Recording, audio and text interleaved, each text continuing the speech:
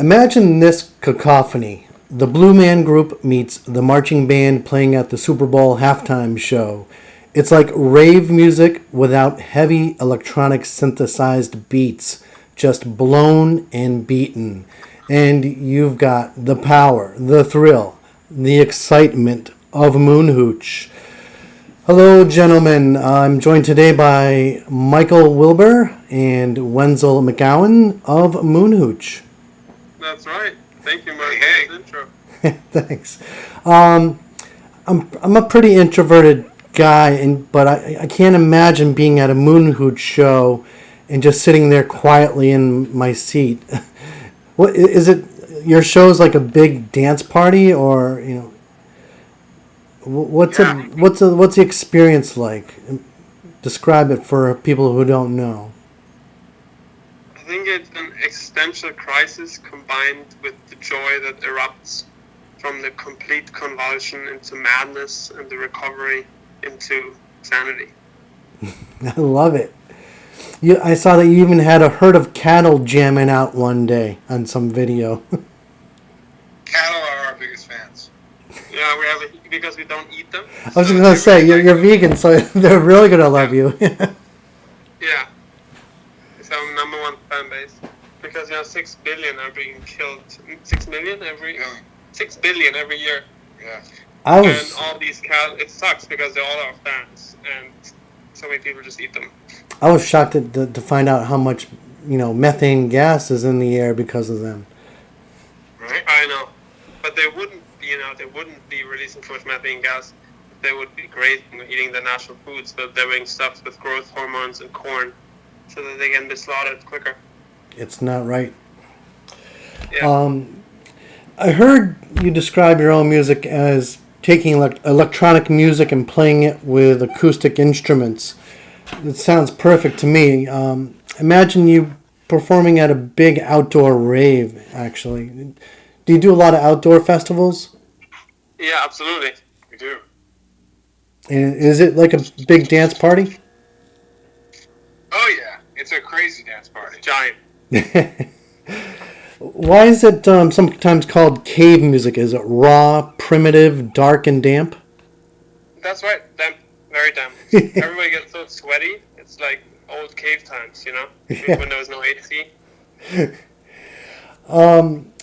The name of my show is called Something Different. I would like to know what motivates you to be something different, because you don't see too many bands like you doing what you do. Well, I think we don't so much look outward for inspiration in the world anymore. We more look within ourselves. And, the inner world is full of mysteries and terrors and joys that you don't necessarily see on Earth. And we draw a lot of inspiration from the inner cosmos of our being. Yeah, it's much bigger there. You do a lot of meditation and introspection and stuff like that? We do, yeah. We like to stare at walls. I've heard you talk about how you compose your music, and it kind of blows my mind that something this chaotic can be all planned out. How do you piece it all together? Well, we have 2 sets right now that we play live, and one of them we've been building for 10 years almost, and it's it slowly gets new growths added on throughout the years, but the songs kind of evolve on their own. It seems like the music has a mind of its own almost, and we kind of just let it happen. Do you ever kind of wander off on a tangent and start jamming and improvising while you're playing? We do in rehearsals. Our shows are pretty set in stone. There are improvisation sections. Yep. Where we can kind of go off and do what we want, but there's still a form, there's still chord changes. Back in the day when we'd play in the subway, we'd jam a little more, but we've always kind of been a band that plays songs and has improv sections. Mm-hmm. Very cool. You incorporate several instruments into your music. I mean, the core is you got a tenor saxophone, baritone saxophone, and drums, right? But you also incorporate other instruments at times too? Yeah, the electronic wind instrument, Moog synthesizer, contrabass clarinet, bass saxophone, traffic-horn. I was going to bring that up. Are you ever on the lookout for like something new to try? Yeah, if you look at our Instagram, we're always experimenting with different combinations of cones, different lengths, different shapes and sizes. And what is the Instagram? How can people get to it? It's at Moonhooch. At Moonhooch. Perfect. Without lyrics to give an audience a clue about the relationship between a song and its title, how do you come up with your titles? Do you go back to that introspection and meditation to find it? Sometimes we just randomly say words and change them. Like we don't put too much thought to the names. Like milk. That's why some of our names have numbers. Ah. Some songs are not titled by numbers. What based on when they were written. The first song that was written is called Number 1. Perfect. Mm-hmm. I think number 7 too, right? Yeah, number 9, number 8. Not all of them made it. So there's no number 3 anymore. That song is long gone and forgotten. Never was written down. Were you having breakfast when you did? 3? Really? I believe you. Were you having breakfast when you came up with milk and waffles? I think we actually were at a diner somewhere. And our first tour before we were vegan. And we're still drinking nipple juice from cows. Oh, that's right. But I think that's gross, so we stopped doing that. Mm. How about almond milk? Almond milk and waffles. Yeah. Michael, are you a practical joker? Yeah. I like practical. Tell everybody about the traffic cone traffic jam. Oh, well, that was really Wenzl's idea. He had to convince me to do it, actually. I was in kind of a bad mood, sitting in the back of the van, smoking hash out of an apple, in France, and Wenzl took the traffic cone, stuck it in his berry, and climbed on the roof, and started honking it, and then convinced our drummer at the time, James, and myself to come out and march down the traffic jam. So we did. And then our tour manager joined us on snare drum. That's got to be the best traffic jam to be stuck in. Right? It's fun.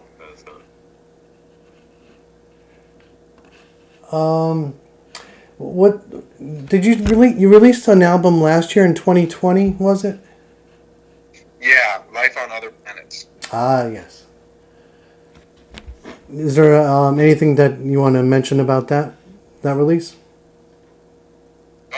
It is the last recording with our former drummer, James. Mm-hmm.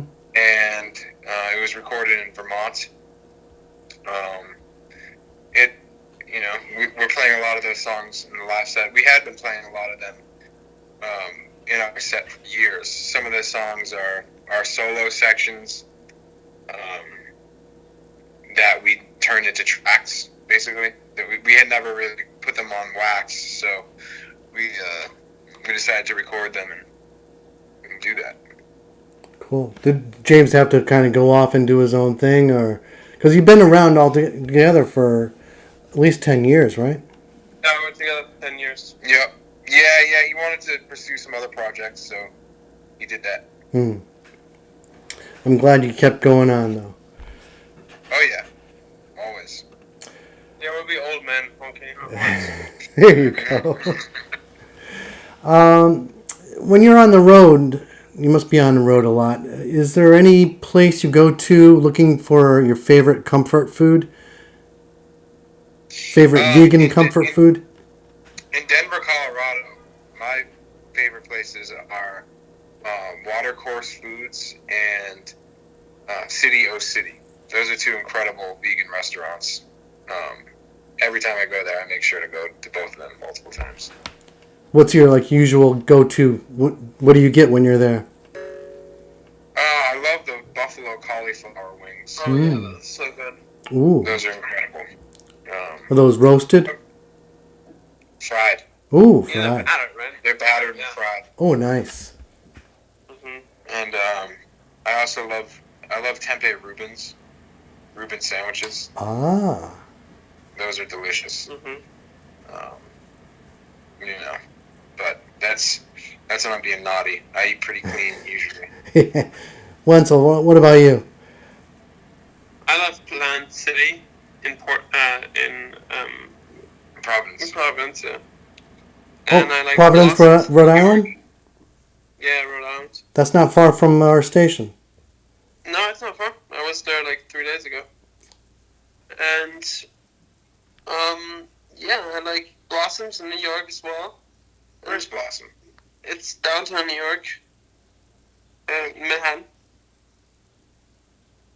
I used to love Angelica's Kitchen, but unfortunately they closed. That was the best. Yeah, they were trying too ambitiously to do, local organic food with affordable prices. But unfortunately, rent in New York Oh, gosh. is Yeah. expensive, and they couldn't make it work. Right. Got out of business, ran out of business. I like that you seem to support a lot of these causes like environmentalism and vegan, healthy lifestyles. The what am I thinking about? Like locally sustained is that the term I'm thinking of? Where basically the restaurant would just buy their produce and stuff from local vendors rather than get it from across the country. I mean, we're trying, but it's also extremely challenging because the food industry doesn't really prioritize local markets. But at the same time, if I can, I'll try to buy local and organic. Our whole food system is very it's very capitalistic. It's based on profit, and unfortunately, the way we're growing food right now isn't very sustainable because farmers prioritize profit, and only big farmers survive. Small farmers get driven out, and yeah, it's I think it's challenging to find a balance between capitalism and sustainable planets. Good point. And I think supporting local food and eating vegan, it maximizes our potential to stay alive on this planet as a species. But unfortunately, because of capitalism, it's hard to live that way unless you have a lot of money. Yeah, it's this paradox. Unless, or you grow your own food. Or you grow your own food, right? You drop out and just... And that's another thing we like to do while we're on the road. There are a lot of urban gardens, actually, in pretty much every city. There are people that are growing local organic food for their communities in their yards. And like this one place we went to, Gloria's Garden in New Orleans, and in Denver. We went to that spot. I forget the names of all the places, but we try to go there, and we'll host an event where we get our fans to come and help the garden out and learn about what they're doing in their communities, because it is really cool. Yeah, and it's doable. These people are doing it on low budgets, and they're managing to help out. The unfortunate part is that so many people have to work all day long and don't even have time to consider doing something like that. So I think pretty soon we're going to be forced to have a paradigm shift with our food system. Hopefully it's not as catastrophic as the movies make it, but a big change is definitely coming, I think. Yeah. I like going to local farmers markets. In fact, we have one of the best in New England, down in Coventry, Connecticut. There's a great farmers market, but they pop up all over the place. There's cooperative farms, I think, where people can kind of get a share of a field, and like you were saying, somebody's working all day, they don't want to go out in their backyard and sustain a garden, but a co-op would be useful. Yes. Yeah, I think co-ops in general is a nice way to oppose capitalism, because it allows people to work and organize themselves together in a framework that is still functioning with money. So, it's a nice transition model into moving more into collective ownership. All right. Well, Michael and Wenzl, I'm going to play a quick game with you, if you don't mind, called Lyrical Ponderings. Basically, I'll give you a question that's going to be a song title, and you can either provide a personal response or name that tune. All right. I need you to pick a random number from 1 to 200. 156. 156. Okay. Here it is. Am I wrong? You can tell me a personal story related to that, or you can give me who sang it. Am I wrong? Am I wrong? I don't think I can tell you who sang that. I would be wrong if I tried that. Have you ever been wrong? There. Yeah, all the time. I think getting older means realizing how much you're wrong. I think when you're younger, you have more ability to conceal your own ignorance. Teenage arrogance, adolescent arrogance. But I think, the more you know, the more you don't know. And the more you realize that sometimes you're totally certain about something that's completely wrong. Interesting. I like that. Well, thank you for playing. And you're going to be playing at the Mountain Music Festival in West Virginia, among other festivals, and then you're on to Europe. Are you received any differently over there? Over in Europe? No, same sweaty dance parties. Very cool. We've been playing very big festivals there last time we were there. Probably the biggest festivals we ever played. But, generally speaking, people are also appreciative of our music in America and in Europe. That's great. I hope they continue to appreciate your music so you can keep playing, because you got some wonderful stuff. And thank you. Thank you for talking with me today. Thanks for having us. Yeah, thanks so much. I will be at the Music Fest there in West Virginia. Hopefully I get to run into you. Oh, cool. Yeah, come say hello. All right. Thanks, gentlemen. Have a great day. Good day. Enjoy Maine. Yeah, all right, thanks.